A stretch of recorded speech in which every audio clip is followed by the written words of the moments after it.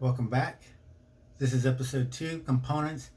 In this episode, I will show and explain each of the components that's required of the HTPC system. Okay, understanding the project. First off, hardware. Every person's hardware build is going to be unique, but there's all the same basic concept. Let's go on to the next one. Software. Okay, now software, as we all know, what I put on Kodi during this series is obviously going to be different from the revision of Kodi a year from now, and so on. Same with the software for the NAS server. Other software that we'll be using to build your library will be different revisions. So with that in mind, it will be the same, but menus might change, options might change, and whatnot. Okay, next is networking. Okay, so I use Ethernet in all my PC device, HTPC devices, computers, everything. Wired is just a heck of a lot easier. But Wi-Fi, everybody's house is different. Some people are, example, my brother's in an apartment complex that's very densely populated. There's Wi-Fi signals going everywhere. He has the hardest time getting the signals where he's at, just from his living room to his room. And, it's just a mess. It's hard to troubleshoot. There's other issues. For a house, you may get into a dead zone. It's just, let's not go Wi-Fi. If you go Wi-Fi, good luck. That's your project, okay? Because I'm telling you, you go Ethernet for this and save all your Wi-Fi for your phone, your tablet, your laptop, your IoT devices. Okay, organization. You have to be a little more organized, because if you're not, you lose files. Files are hard to access. It creates searching issues, when you're going to find things. If you're organized in general with your files, it's going to make your HTTP system and streaming it across the LAN much easier, locating your files on the HTPC. Now, cost. Some of you may already have some of these devices, while others may be making them totally from scratch. The cost of some of these parts, you don't have to get high-end parts on all this stuff. We're not building a high-end gaming system, but we're not building a internet browsing system either. I mean, it's doing some work. A lot of people say, oh no, the HTPC is not doing anything, get a Raspberry Pi, and it does it. The Raspberry Pi is designed more, to me, I would say, for HTPC as more of a streaming device, and the visualizations, if you want that part, it's not going to play as well. So now, as far as coming up with parts, can you scavenge these devices? Scavenging. You can do it, but keep in mind, some of this stuff is not going to be compatible. You don't want a ragged out Dell computer case in your living room where everything's all nice and pretty. I'm saying there is a cost associated to this, and it's probably buying two systems, the HTTP system and the NAS system. They don't have to be incredibly expensive, but they're not going to be cheap. They're probably going to be a couple $100 each.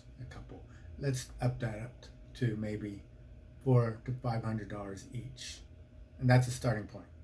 Okay, a starting point. So, as I mentioned, HTPC, the one that's connected to your TVs, that's basically the face of your system. That's what people see. You want the video to play smoothly without, you want the menus to move without lag, high quality visualizations. Um, it's that kind of stuff that makes things look better. You know, it's the detail. The detail. That's what people are going to see. Okay. Now, that HTPC, that's the one component. Two components, that's your NAS, Network Attached Storage. That's the heart of your project. Your HTPC over there, but where is it getting its data? Where is it pulling its all the movies? It's pulling it from the NAS. So, on the NAS, it's not really a big performance machine, but it relies on its capabilities, meaning basically, you know, it has to have a lot of storage space on it. That means multiple drives. You're probably going to have at least 3 drives in all likelihood.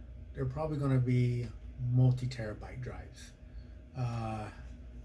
My drives are 4 terabyte drives. I started with 3 drives. That way I could section them out, at least movies, TV series. And then I had one other drive that primarily held all my personal data, photos, and all that. So you can build as you go. There are different drive uses, like some drives are primarily used for NAS, some are used for surveillance, some are designed for desktop. I think I got one NAS drive. The rest were desktop drives. They've run fine, except for one. One did crash on me, and I had to rerip a lot of movies. So keep that in mind. But an NAS drive is designed to be working 24/7, 365 for 109 years. Probably 108. I don't know. Everything breaks eventually. And did I talk about the NAS? It has to have enough ports to house all those drives. In searching for a motherboard for that, we're going to be looking for probably a six ports on it. That's where I would say to start. So as I mentioned, my drives are 4 terabytes. So on one particular drive, I have it dedicated to movies. But of that 4 terabyte drive, it contains 314 movies, and at this point I have quit adding any more content to that drive, and it has roughly 300 gigabytes open. Now, to give you an idea on the movie file size, a DVD typically is in the range of 3.5 gigabytes to 6 gigabytes. Now that's approximate. We're talking only the movie. Now, let's talk about the extras. Kodi has it where you can put the extras in your movie folder and then be able to not have the system see all that extra content as movies. Well, that may not make sense to you. Kodi, when it scans your library, let's say I have this movie, Jurassic Park, and now I want all the extras. Let's say there's 4 things of extras and 1 movie, and it's all in this folder of Jurassic Park. So Kodi comes in, scans it, and says, "Oh, we got Jurassic Park here. Okay, yay. Okay, so it sees this one. Okay, oh, we got 1 Jurassic Park. Oh, hey, there's another video file here. It must be Jurassic Park also." So now it used to label all these as Jurassic Park. Not anymore. Well, not if you adjust the setting. You have to adjust the setting. All this we'll cover later. But so that parses out this and makes only this seeable and have these as extra content. So all this extra content is probably going to be 1 gig to 2.5 gig. So that means your 3 plus 1 or 2. You're in figuring your drive space. you have to kind of determine, are you going to want that? And if so, you have to budget for it. Now, for Blu-rays, they range from 15 gigabytes to 36 gigabytes on average.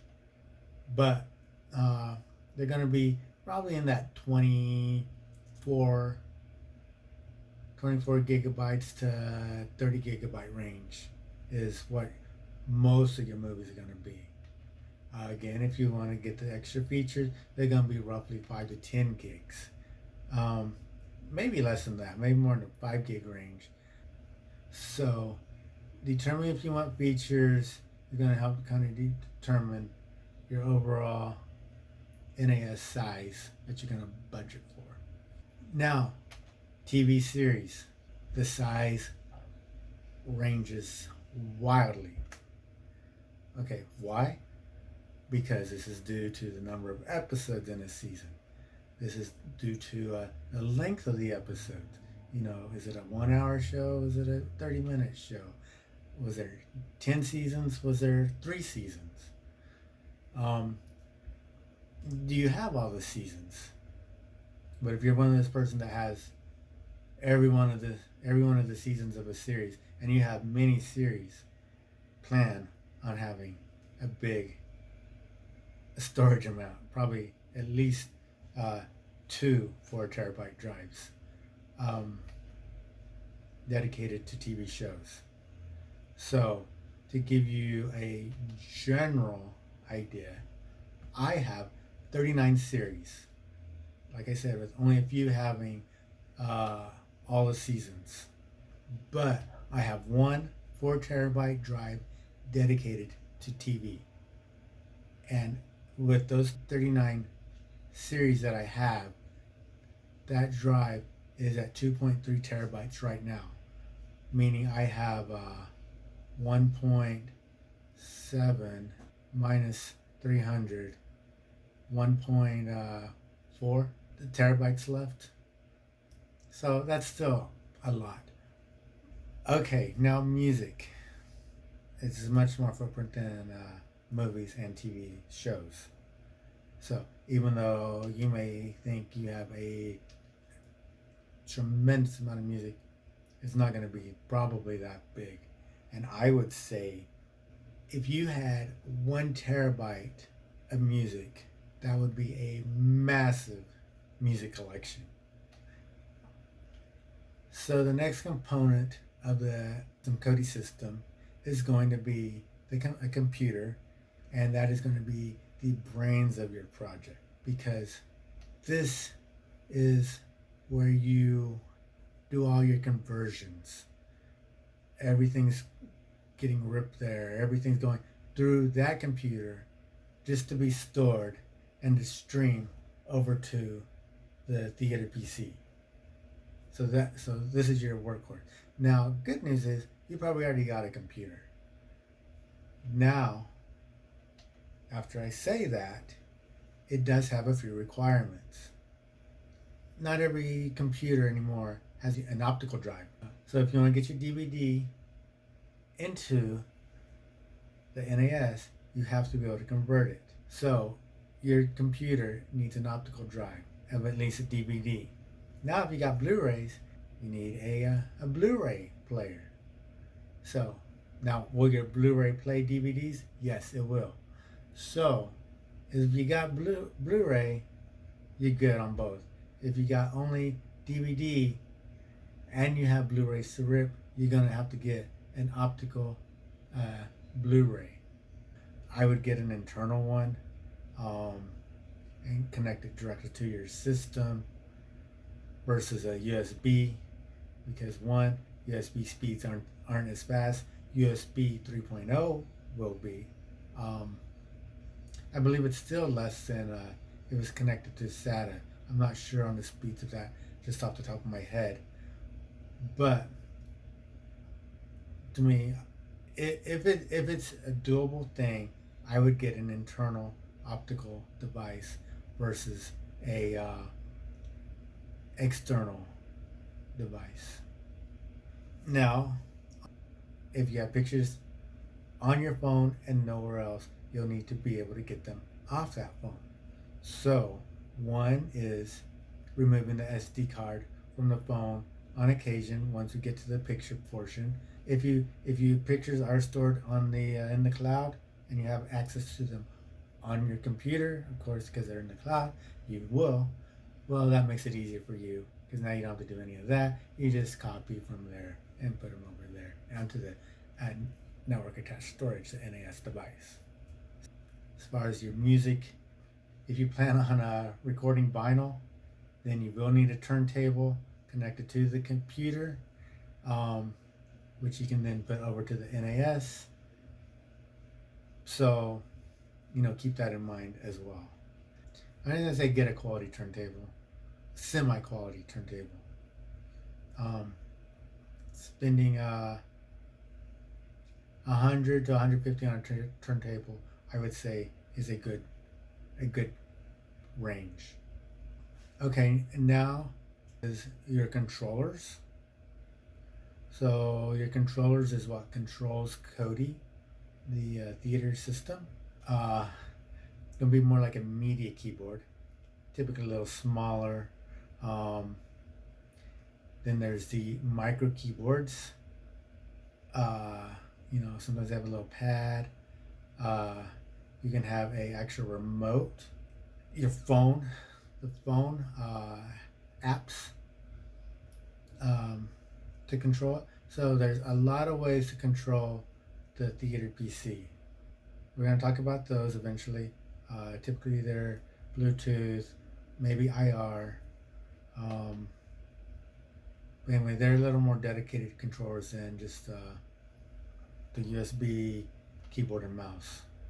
You'll find your personal preferences. Start somewhere, figure out what you like, don't like, and that way when you go get the new one, you can kind of find features that is more appealing to you and works better for you. Okay, the network. So as I mentioned earlier, I'm basing this entire thing off of a wired network. But the beginner, which is maybe some of you out there, this is who I'm talking to. Don't go Wi-Fi because it's hard to troubleshoot. There's a lot of unpredictability in Wi-Fi. Like I mentioned, apartment complexes, dead spots, just if it's wired and it got a connection. It's easy to look at the switch and see if it is working. Okay, and with that in mind, also like I just mentioned, you need a switch. A switch is not anything crazy or difficult or it's a small device, has ports 4, 8, 16. Depending on your home network, you may already have a switch. You may not have a switch. You may have everything going through the router only, through the ports in the back of the router, or you may have everything Wi-Fi. Oh, why must you have a switch and not go, hey, well, my router has 4 ports on it. Let's see, I can put the HTPC on a port, I can put the NAS on a port, I can put the computer on a port. That sounds good. Well, it does, but it doesn't. Because, kind of hard to explain, but it's like a broadcast network on this particular port. And so when the HTPC is trying to connect to the NAS, a lot of times it's not just as easy as just talking to it. You have to go into the router settings and you have to create rules and allow communication from this to this device, because that's what a router does. It breaks up traffic, it separates it. It's a security type device, and so That is why we need a switch, because it's not that we're bypassing security. It's that now we're going from this port on a router into this switch, where the switch has all your devices out there, and now they can all talk and go, oh, thank God we don't got the police watching us. I say police because the router, the security in it. Over here we can just go, oh, we're in this great big old park. Oh, it's so free. Yeah, that's what we want. We want things to be able to talk to each other easily. You know, we're not talking a managed switch. We're talking a consumer level unmanaged switch. Probably 8-port switch is probably maybe what you want. Okay, so in summary, we're going to talk about what we discussed. Okay, so we have your HTPC device that has to have some performance, basic performance, video-wise, CPU-wise. Have to have your NAS device that has to have certain capabilities to allow potentially a large number of drives. You have your computer and its accessories. You know, your turntable, maybe your optical drive, all that to create the library. You're gonna have your controllers, which is the ease of use to access the HTPC to move the menus, search through the movies and whatnot. Okay, you have your network. That's all your communication. Please don't go Wi-Fi, not with me. You can do it on your own. Okay, and then in conclusion, this is the end of episode 2. That kind of summarizes everything, because many of you maybe have zero experience, and while others may have a lot, just not familiar with this. So anyway, I just want to make sure I'm detailed and go over everything, because I want everybody to have the best experience possible and not get trapped up in little pitfalls where like, okay, well, this didn't go right, now I can't. so this is my puppy, and he's being a little bit crazy right now. And I just want to thank you for joining in.